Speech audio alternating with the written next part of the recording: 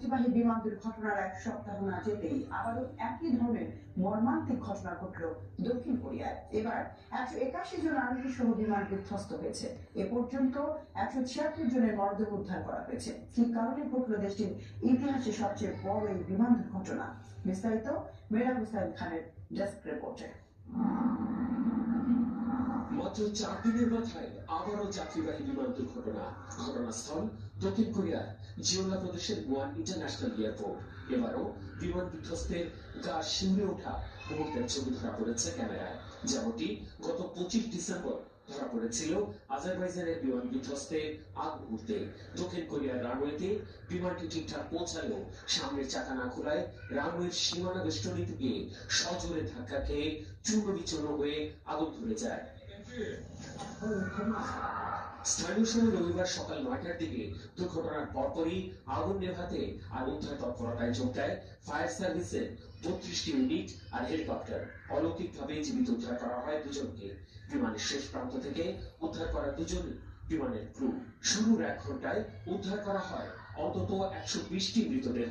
জিজু এয়ারের বোয়িং 737-800 মডেলের বিমানটি 175 জন যাত্রী আর 6 জন ক্রু সহ থাইল্যান্ডের ব্যাংকক থেকে ফিরছিল। আরোহীদের মধ্যে 173 জন দক্ষিণ কোরিয়ার আর 2 জন থাইল্যান্ডের।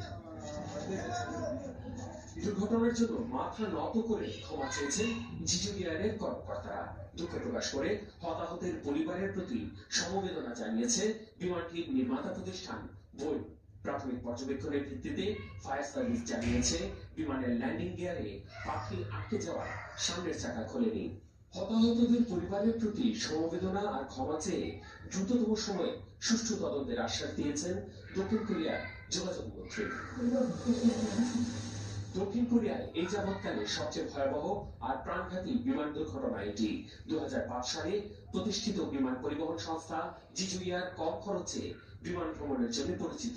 এবারই বড় প্রাণঘাতী দুর্ঘটনার কবলে পড়ল জিজু এয়ার। 2002 সালের 15 এপ্রিল দক্ষিণ কোরিয়ার বুসান বিমানবন্দরে চায়না এয়ারের বিমান দুর্ঘটনায় নিহত হয়েছিল অন্তত 129 জন।